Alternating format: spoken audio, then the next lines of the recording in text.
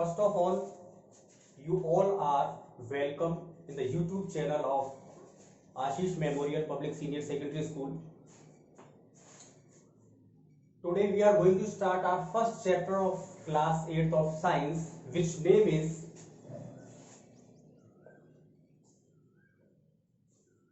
Agriculture and Crop Management. Your first chapter is Agriculture and Crop Management.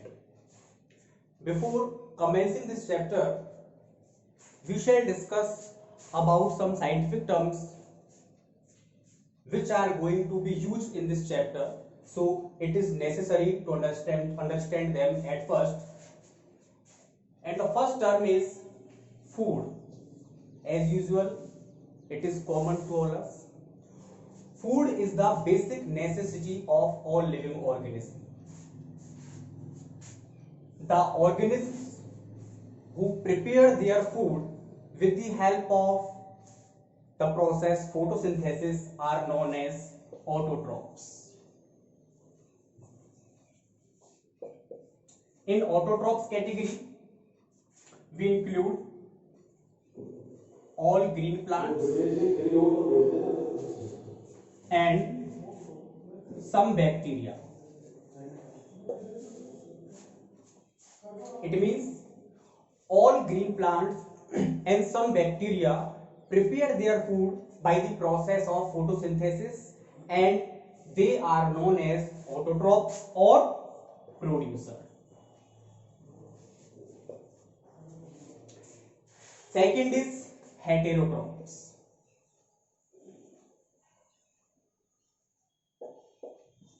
In this category, the all living organisms which are dependent on autotrophs for their food are known as heterotrophs. All animals, including humans, are fall in this category, heterotrophs. They are simply known as consumers.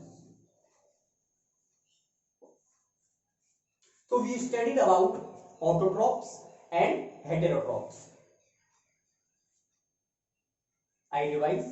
Autotrophs are the organisms which prepare their own food by the process of photosynthesis. Example, green plants and some bacteria. Heterotrophs are the animals which are dependent on autotrophs for their food are known as heterotrophs.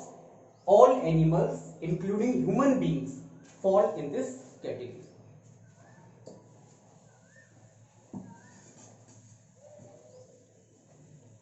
After this, we shall discuss about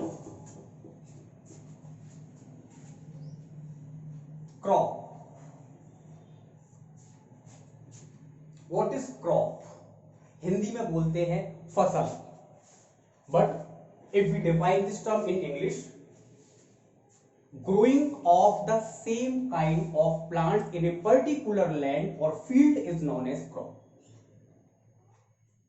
And the all practices which are useful in growing different types of crops are known as crop management. यानी वो सारी practices, वो सारे terms, वो सारे procedures जो कि एक क्रॉप को उगाने में, उसे अच्छी तरह से ग्रोथ प्रोवाइड कराने में हेल्पफुल होते हैं, इंक्लूडेड होते हैं, इसको बोलते हैं हम क्रॉप मैनेजमेंट.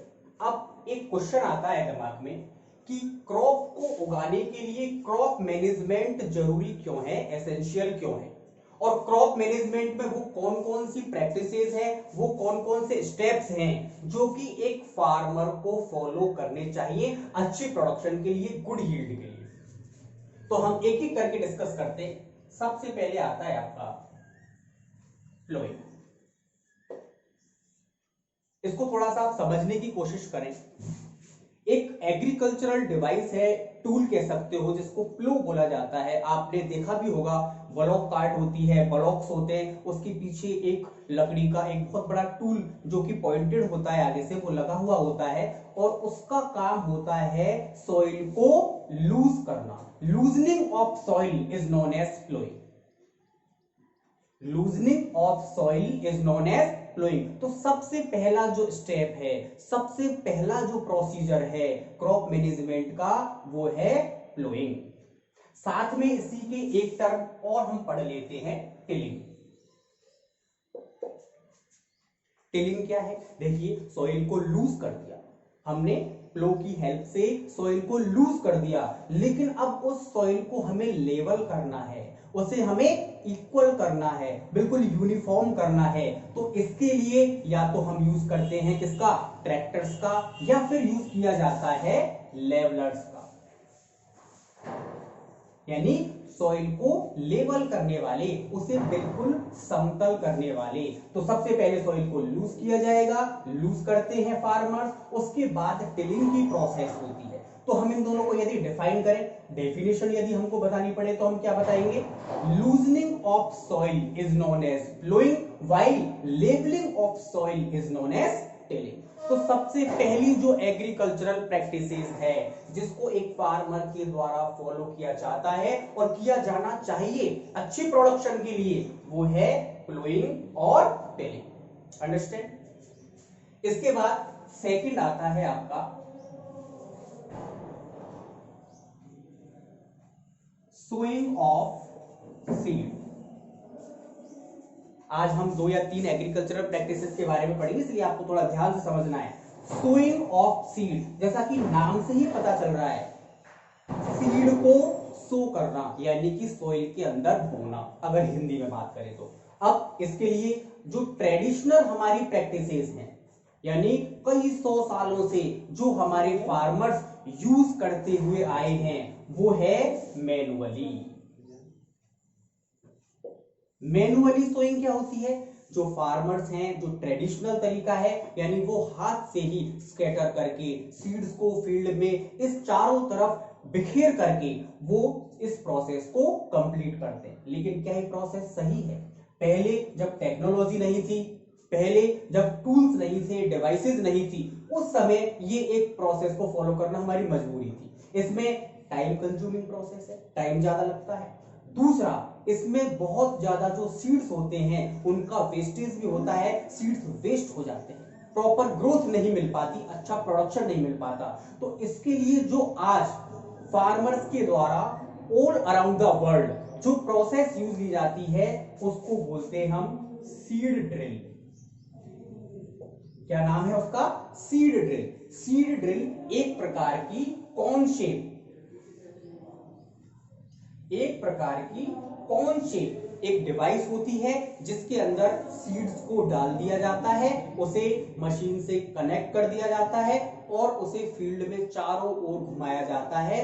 और इस सीड ड्रिल के द्वारा जो सीड्स होते हैं वो प्रॉपरली डिस्टेंस में और प्रॉपरली डेप्थ में, ये बच्चों ध्यान रखना बहुत जरूरी है कि यदि हमें अच्छा और हेल्दी प्लांट चाहिए, उसके लिए सीड का एक तो प्रॉपर डेप्थ में होना जरूरी है, ना बहुत ज्यादा अंदर और ना ही बिल्कुल ऊपर, एक प्रॉपर डेप्थ में, और एक दो सीड के बीच में एक पर्टिकुलर या एक प्रॉपर डिस्टेंस का होना भी बहुत ज्यादा जरूरी है। तो these are two factors which are responsible for good crop production और गुड प्रोडक्शन। पहला, एक प्रॉपर डेप्थ में होना चाहिए सीड, और एक दो सीड के बीच में प्रॉपर डिस्टेंस होनी चाहिए। तो ये जो सीड ड्रिल प्रोसेस है, इसके द्वारा इन दोनों ही बातों को पूरा किया जाता है, यानी सीड प्रॉपर डेप्थ में भी होता है और दो सीड्स के बीच में प्रॉपर डिस्टेंस भी होती है। इससे उनका जो ग्रोथ होता है, उनकी जो ग्रोथ होती है वो अच्छे से हो पाती है और हमें एक हेल्दी प्लांट मिलता है, या सिंपली वी कैन से हमें एक हेल्दी क्रॉप मिलती है। तो ये दो टॉपिक यानी दो एग्रीकल्चरल प्रैक्टिसेस हमारी कंप्लीट। थर्ड है जो एक इंपॉर्टेंट एग्रीकल्चर प्रोसेस है, वो है मैन्योर और फर्टिलाइजर। ध्यान दें दोनों टर्म्स पे, मैन्योर और फर्टिलाइजर। पहले तो ये बोर्ड के हिसाब से ये क्वेश्चन कई बार पूछा गया है कि what is the difference between manure and fertiliser, कि मैन्योर और फर्टिलाइजर में क्या डिफरेंस होता है। तो इसके बारे में मैं आपको इस टॉपिक के कंप्लीट होने के बाद बताऊंगा। देखिए, मैन्योर को हिंदी में बोलते हैं खाद, ठीक है, और मैन्योर जो प्रिपेयर की जाती है वो की जाती है हमारे ऑर्गेनिक वेस्ट के द्वारा। फर्टिलाइजर जो है, फर्टिलाइजर ये फैक्ट्रीज में प्रिपेयर किया जाता है, ये ऑर्गेनिक भी हो सकता है, इनऑर्गेनिक भी हो सकता है, दोनों ही प्रकार का होता है। देखिए, organic means made from plants and animals, ठीक है ना, और inorganic means apart from organic matter. तो मैन्योर जो है वो ऑर्गेनिक वेस्ट से बनाई जाती है, फर्टिलाइजर ऑर्गेनिक भी हो सकता है, इनऑर्गेनिक भी हो सकता है, एक डिफरेंस। दूसरा, मैन्योर इको फ्रेंडली होता है, यानी ये हमें हमारे एनवायरमेंट को पॉल्यूट नहीं करता, जबकि फर्टिलाइजर्स वो है वो इको फ्रेंडली नहीं होता, इससे कई प्रकार का एनवायरमेंटल पॉल्यूशन भी हो सकता है। तीसरा difference, excessive use of manure may not harmful to plants। यदि मैन्योर का बहुत ज्यादा यूज कर दिया जाए, एक्सेसिव यूज हो जाए, तो प्लांट्स को नुकसान नहीं हो सकता या नहीं होगा, but excessive use of fertilisers may harmful to the plants. लेकिन यदि फर्टिलाइजर्स का यूज ज्यादा कर दिया तो प्लांट्स को नुकसान हो सकता है, उनकी ग्रोथ रुक सकती है, उन्हें कई प्रकार की डिजीज हो सकती है और इवन प्लांट्स मर भी सकता है। Next difference, manure provide all types of nutrients to the plants और सॉइल। मैन्योर जो है इसको ये न्यूट्रिएंट्स को रिप्लेनिश करने का काम करती है प्लांट्स के लिए, सॉइल के लिए, यानी ये लगभग सभी प्रकार के न्यूट्रिएंट्स प्रोवाइड कराता है मैन्योर, जबकि फर्टिलाइजर्स जो होते हैं वो स्पेसिफिक टाइप के कुछ मिनरल्स प्रोवाइड कराते हैं। तो ये कुछ डिफरेंस हुए मैन्योर और फर्टिलाइजर में। और इनका यूज फार्मर के द्वारा क्यों किया जाता है, क्योंकि हम लगातार जब एक ही फील्ड में बार बार क्रॉप को हम बोते रहते हैं, उगाते रहते हैं, तो सॉइल के अंदर न्यूट्रिएंट्स की कमी हो जाती है और उसको रिप्लेनिश करना बहुत जरूरी होता है। रिप्लेनिश मतलब दोबारा से उस कमी को दूर करना बहुत जरूरी होता है, इसलिए मैन्योर और फर्टिलाइजर का यूज किया जाता है, स्प्रे किया जाता है, जिससे कि सॉइल के अंदर न्यूट्रिएंट्स और जो मिनरल्स हैं उनकी कमी को दूर किया जा सके, जिससे प्लांट्स को वो प्रॉपर अमाउंट में मिल सके और प्लांट जो है हेल्थी उनकी ग्रोथ हो सके। तो आज हमने 3 एग्रीकल्चरल प्रैक्टिसेस के बारे में डिस्कस किया। First, ploughing, tilling, second, sowing of seed, और थर्ड, मैन्योर एंड फर्टिलाइजर। और मैंने यहाँ आपको मैन्योर और फर्टिलाइजर में डिफरेंस भी बताए कुछ इंपॉर्टेंट, और साथ में बताया भी था कि ये क्वेश्चन कई बार बोर्ड के एग्जाम्स में पूछ लिया जाता है। तो इसलिए अब इस वीडियो को जब आप सभी बच्चे देखोगे, ध्यान से देखोगे, समझ के देखोगे, और जब आप अच्छे से ये सारा कॉन्सेप्ट, ये सारे पॉइंट्स आपके दिमाग में क्लियर हो जाते हैं, उसके बाद आप इन्हें अपनी नोटबुक पे आप नोट करें, और नोट करने के बाद इनको अच्छे से रिवाइज करें। रटना नहीं है, बिल्कुल नहीं रटना। कॉन्सेप्ट जो है, जैसे आज हमने 3 पॉइंट पढ़े और एक इससे पहले पढ़ा था हमने ऑटोट्रॉप्स और हेटेरोट्रॉप्स के बारे में, तो वो सारा कॉन्सेप्ट आपके दिमाग में फिट हो जाना चाहिए। यानी अगर आपसे कोई पूछे बताइए टिलिंग क्या होता है, तो तुरंत दिमाग में आ जाना चाहिए कि levelling of soil is known as tilling. ऐसे ये टर्म्स हैं, ये सारी चीजें आपके दिमाग में क्लियर रहनी चाहिए और कोई भी किसी तरह का कंफ्यूजन नहीं रहना चाहिए। इसके बाद की जो एग्रीकल्चरल प्रैक्टिसेस हैं वो हम बाद में डिस्कस करेंगे, और नेक्स्ट जो पार्ट आएगा वीडियो का नेक्स्ट वीक, उसमें मैं आपको इसके बाद की जो एग्रीकल्चरल प्रैक्टिसेस हैं वो हम डिस्कस करेंगे। Thank you.